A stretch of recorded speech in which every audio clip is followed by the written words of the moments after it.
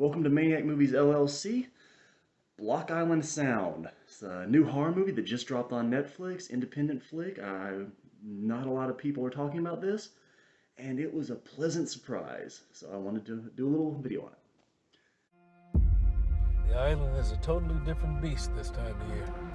What's going on down at West Beach? Well, we got a bit of a fish problem. Strange activity lately, man.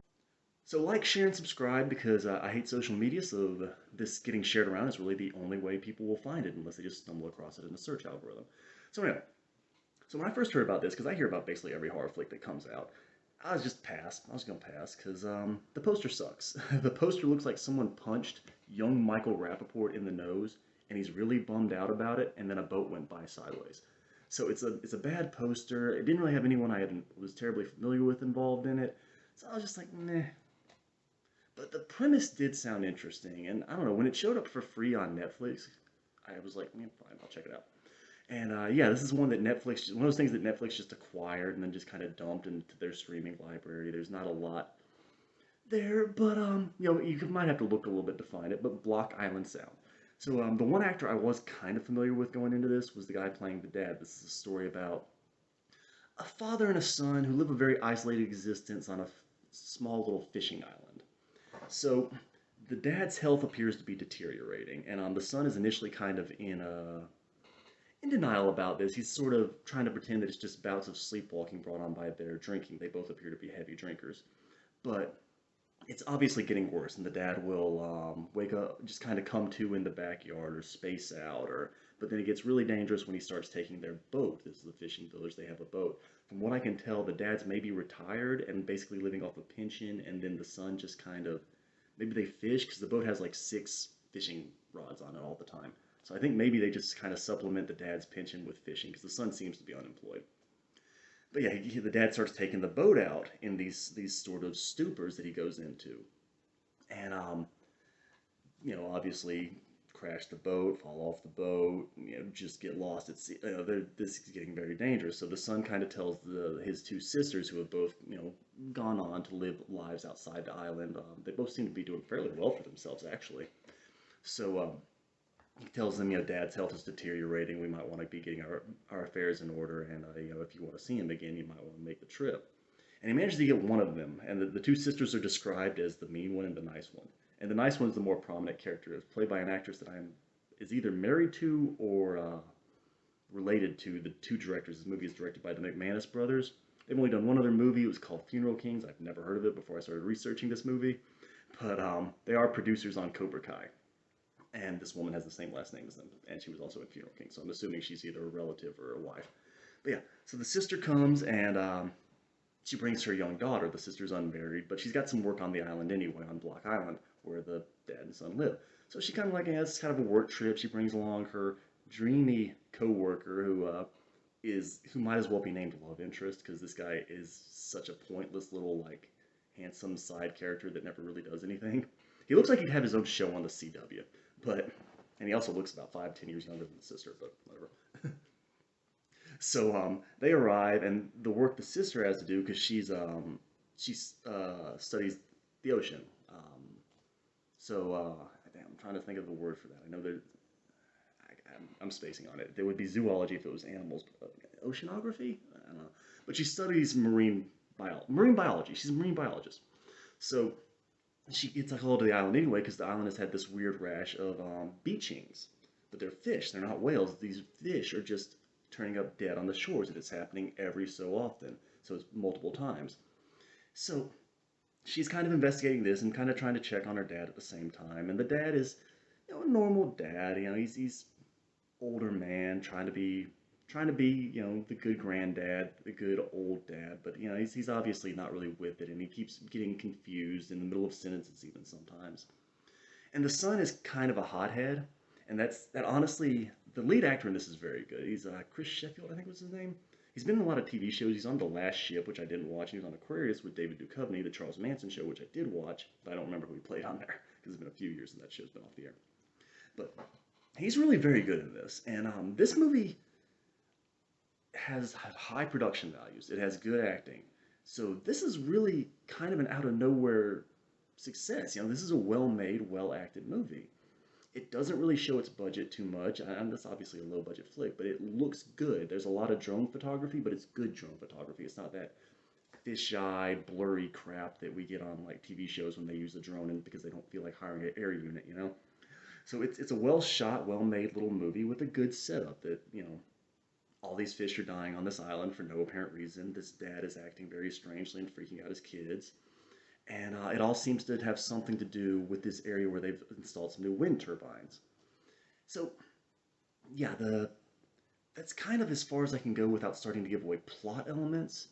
So, yeah, this is a good movie. It has a lot of really interesting setup. Like I was really on board with the beginning of this movie. It's like the dead fish that are happening behind me. It's good, interesting setup. It's got good atmosphere. It's got good acting.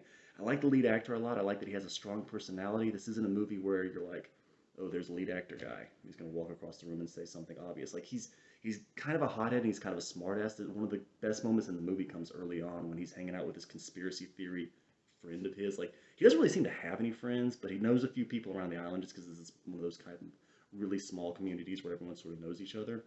And there's this conspiracy theory guy who's always bumming rides off of him. And once they get in the car, the conspiracy guy just starts rattling off chemtrails, flat Earth, whatever the hell. And he finally gets frustrated enough with the guy. He starts taking off his seatbelt while he's driving. The guy says, "Why are you taking off your seatbelt?" He says, "Because when I crash into that telephone pole, I want to fly through the windshield and die, so I never have to hear your stupid bullshit again." And it's stuff like that. That was the best line he had in the movie, but it's stuff like that throughout the flick. He's got no real filter, but he's a funny asshole instead of an annoying asshole, so you like him rather than can't stand him. The actor plays him very well. The conspiracy theory guy, good God. This actor I'm not familiar with, but he looks like the unholy love child of Stephen King and Eli Roth. Like, take a minute to picture that. Like, ugh. He's a weird looking dude. He really does look like young Stephen King crossed with Eli Roth, the guy who directed Hostel and played the Bear Jew in Inglourious Basterds. So, as far as that goes, it's a good movie. It drags a little in the middle though. This is a movie that didn't quite have enough plot. They either needed more characters. It gets a little redundant in the middle. It's kind of the same thing over and over again, where the son will see something impossible, hear something strange, and then black out. And it's kind of rinse, lather, repeat on that. No one can tell what's going wrong with the son, and so yeah, it does drag a bit in the middle, but it picks up again at the end, and it has a cool, interesting ending. It does. I sort of guessed where it was going, but it still was interesting and unique enough, and it has some cool visuals in it as well. That I definitely would give this one a solid recommend. This is a very good. This is one of those cool flicks that you get to find every so often, where you don't know anything about it, where there wasn't really any buzz around it. It just sort of dropped, and then you find it. So some people are calling this a slow burn, and these days, slow burn usually means the movie's boring as hell until the last 10 minutes when something finally happens. I'd say this is a true slow burn. This is like The Witch or The Shining. This isn't like The Dark and the Wicked or something where you're bored off your ass until something finally happens in the last 10 minutes.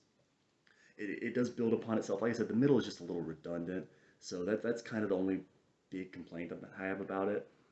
Yeah, so if you want to know a little bit more about it, I'm going to get light spoilers. I'm not giving away the ending, but so there's a shock pretty early on in this movie. Again, light spoilers. I'm not going to give away anything past about the halfway point.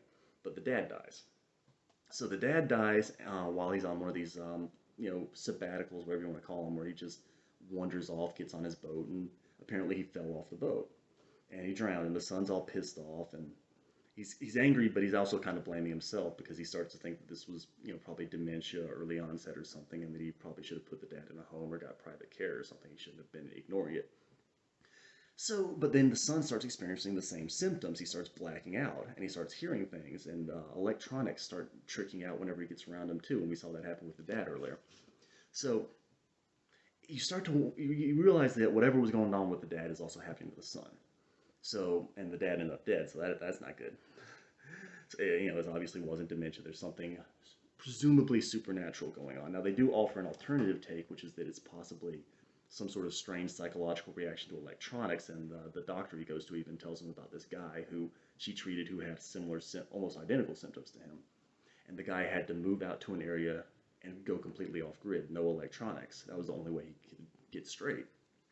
And that's the thing is that in the middle of this movie, I feel like the other guy, should have been in it more, or maybe they should have had some other people experiencing symptoms around town. Just something, because the middle of the movie does get a little redundant, and the sister, the actress is fine, the actress is good, but the sister isn't a particularly engaging character. She's just competent woman, like she's a reactionary character. She just is there to sort of worry about the brother. The other sister, the mean one, is in a few scenes, but she's not a very important part. There's one scene I really liked with her after the dad's funeral, where the brother, because they have a bad relationship, the brother kind of says, I'm sorry, I wish we got along better, and this sister immediately starts giving him shit again, and he's like, okay, let's just get out of my car, goodbye. I've had that happen, where you're in the middle of apologizing to someone and they start pissing you off again. It's like, okay, fine, all right, just leave. I'm done. I said what I was gonna say. I really identified with that because I've literally had that happen where I'm trying to apologize to someone and they immediately start pissing me off again. It's like, all right, I'm done talking. Just go away. I'm done. So yeah, there's not. I don't want to make this sound like a family drama. It's not. This isn't one of those Hereditary wannabes where they shoehorn in a lot of melodrama, a lot of crying. This all is handled very authentically, and I loved Hereditary. I'm not trashing Hereditary. I'm trashing the fake Hereditary wannabes. So yeah, this is a good flick. It's ominous. It's weird. It does have a payoff at the end. Like I said, I wouldn't say it's ever really boring. It's just a tad redundant in the middle. Um, yeah, that's all I got. I'm actually probably going to watch Slacks, the Killer Pants movie next. That's either going to be awful or hilarious. I don't know which. But if I feel like there's enough to talk about with that, I'll probably do a video on it. Otherwise, I'll think of something to talk about for the Friday update. I'm actually thinking about timing the Friday update differently because I've heard that it's really bad to drop videos on the weekend on YouTube. So even though I'll be recording it on Thursday because this is just a hobby I do on my nights off, I may set it as a premiere for a different date. I don't know. I'm thinking about it.